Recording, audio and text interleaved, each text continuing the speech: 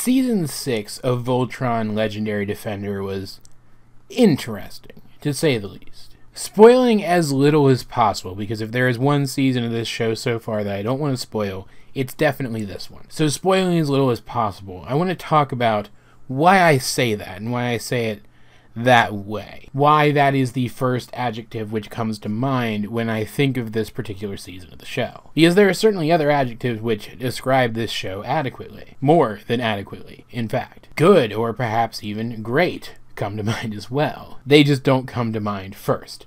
Interesting does, at least in my mind. Because this season of this show did some of the most interesting stuff with rebooted characters who already existed in a previous form before this show was created that I've ever seen. It played with viewer expectations expertly and gave us one of the most interesting story arcs that I've ever encountered from animated media. This season of this show ranks up there with some of the best episodes of shows like Avatar: The Last Airbender. There are reviews all over the internet right now talking about how great this season was, and not a single one of them is exaggerated. I said in my review of the last season, or at least I think I did. I don't really remember, and I didn't rewatch it before filming this, even though I should have. But I'm pretty sure that in my review of the previous season, I talked about how I had very distinct ideas where they were going with the story of Lotor as the main villain of the show. That it really did seem like he was just going to straight up replace Zarkon as the villain, and that his arc was going to go in a specific direction. But that the end of the season before last, and then last season, threw things through a loop by making him an ally to the heroes. One who I genuinely believed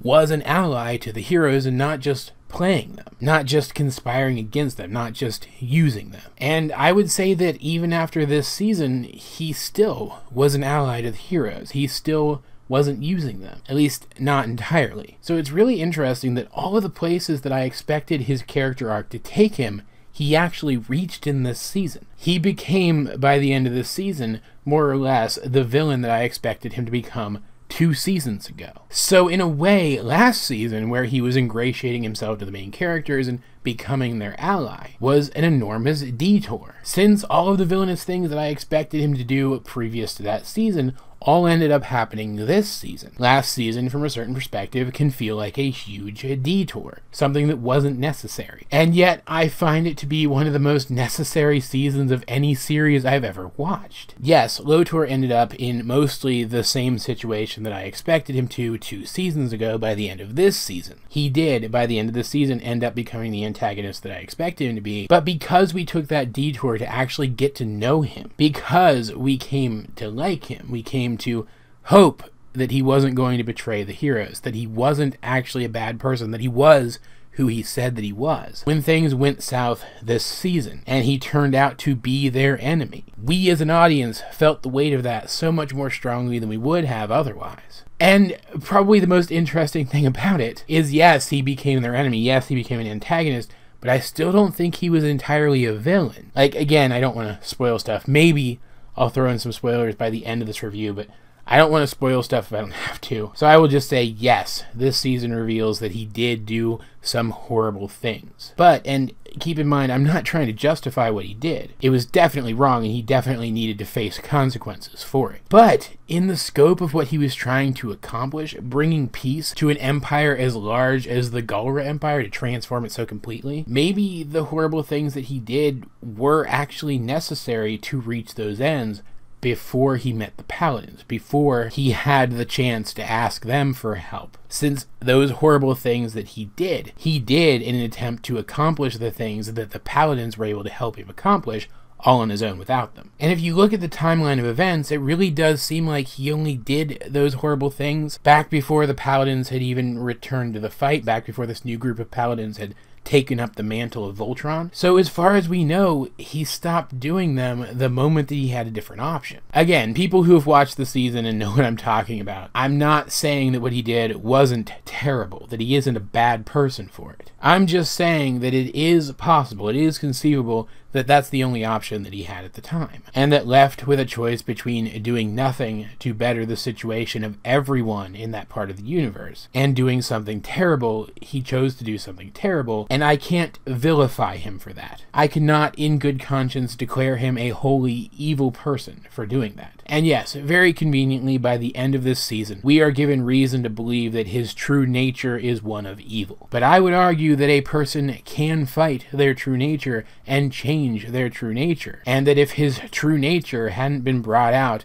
in that moment, he may have one day become an entirely different person, changing for the better, and becoming the hero that we all hoped that he might be last season. Maybe he would have even realized how horribly wrong the things that he did were, and faced the consequences of doing them willingly. We will never know now if that's the case. Lotor seems to be gone from the series, at least for now, and even if he does return, he may have been changed permanently by what happened to him, unable to change back or to evolve beyond what he is now. And honestly, as inspiring as the end of this season was, with the heroes coming together more completely than they ever have before in ways that they never have before, and accomplishing so many things together that they never thought possible, the way that they left things with Lotor, I genuinely wonder now if working with him, despite how horrible the things that he did were, wouldn't have been better, even if they just in turn used him, and the loyalty that so many Galra had for him, and his rhetoric to continue to affect change within the Galra society, in the hopes that they could bring about peace and reform the Galra enough that eventually they wouldn't need Lotor anymore. Because now that can't happen, and I'm genuinely worried that because it can't, many, many more lives will be taken. Many, many more lives will be lost than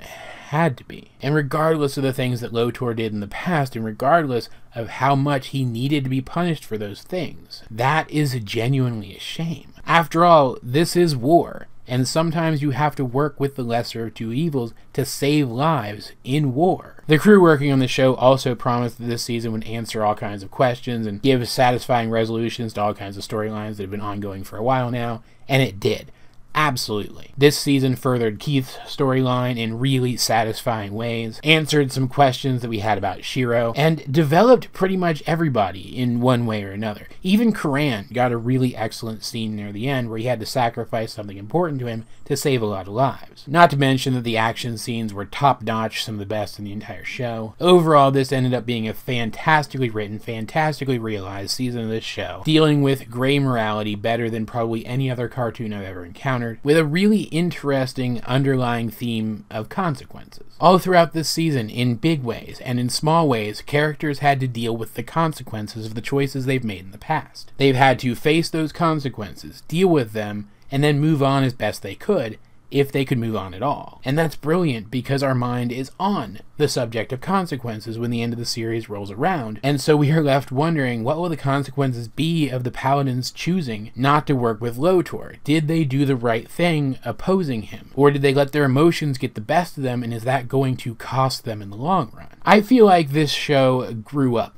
this season. Up until this season, it had been a well-written, action-packed, fun show with good characters that I really enjoy, that I really like, that I would recommend to anyone who's a fan of the original, to anyone who's a fan of the giant robot concept, who's a fan of something like Power Rangers or Super Sentai. But with this season, and looking back on the season previous to it from the perspective of this season, I think that this is where the show became great. And so after having watched this season, I would now recommend this show to pretty much anyone. I love this season so much, as I'm sure you guys can tell by now, and I am so psyched, more psyched than I've ever been for the coming of the next one, whenever that may be. I don't see a need to actually go into spoilers in this video after all. I think I've made my point well enough, but if you guys disagree, be sure to let me know in the comment section down below. Maybe if enough people tell me that they actually want a spoiler video from me, I'll actually make one this time. But either way, what did you guys think of this season of Voltron Legendary Defender? Let's get a discussion going in the comment section down below, or over on my Discord. Link in the description. But either way, this has been AJ22, and I will talk to you guys later.